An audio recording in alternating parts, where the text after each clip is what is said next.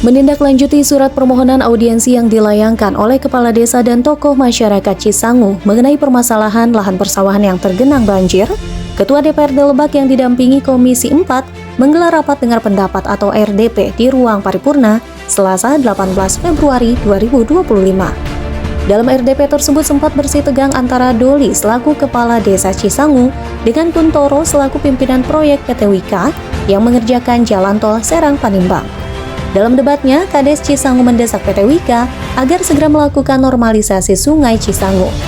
Anggapannya, pengerjaan jalan tol sebagai penyebab terjadinya banjir yang menggenangi persawahan di daerah Cisangu. Sebelum adanya pengerjaan jalan tol, banjir yang dialami tidak parah. Air yang menggenang bisa surut 2-3 hari dan itu tidak sampai ke permukiman warga. Namun setelah adanya pembangunan jalan tol, air menggenang persawahan masyarakat sudah seperti laut, bahkan air melintas ke permukiman warga. Sudah 2 kali, 2021 sama 2024 kemarin yang masuk ke pemukiman. Paling parah tuh ya? Paling parah, 151 rumah. Dari tahun kapan paling parah Pak? 2021. Dari sejak tahun berapa Pak? Ini yang paling parah. Dari tahun kapan Pak mulainya? 2021 parah, yang masuk ke pemukiman, karena sudah 2 kali masuk ke pemukiman. Jumlah rumah yang terendam banjir? 151 rumah. Sementara Pimpro pelaksana pengerjaan jalan tol Serpan melakukan eksepsi bahwa banjir tersebut tidak sepenuhnya diakibatkan oleh pembangunan jalan tol. Sebelum PT Wika mengerjakan proyek ini, dilakukan pengkajian terkait analisis mengenai dampak lingkungan atau AMDAL dengan pemerintah setempat. Kami turut prihatin ya Pak atas kejadian banjir yang terjadi. Jadi memang kalau kita berangkat dari historis, banjir yang di daerah Cisangu ini terutama memang sudah diantisipasi pada saat perencanaan berangkat dari AMDAL ya Pak, AMDAL yang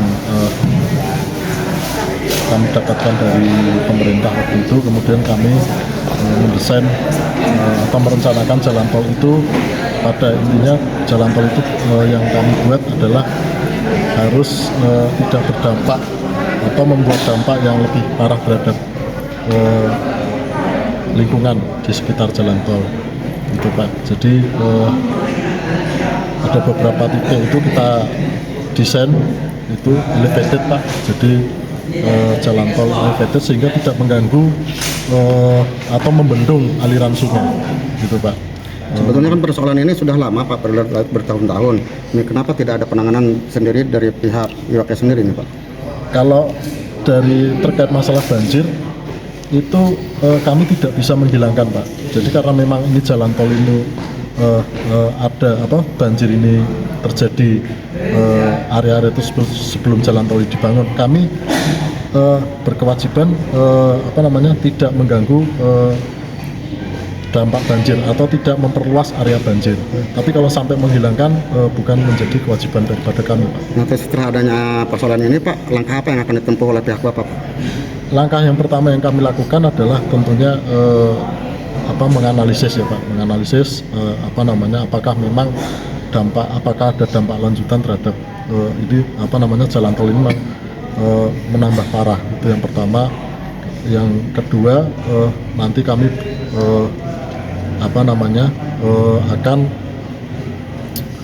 apabila memang ini jalan tol ini adalah yang menyebabkan banjir, tentunya kami juga akan siap bertanggung jawab.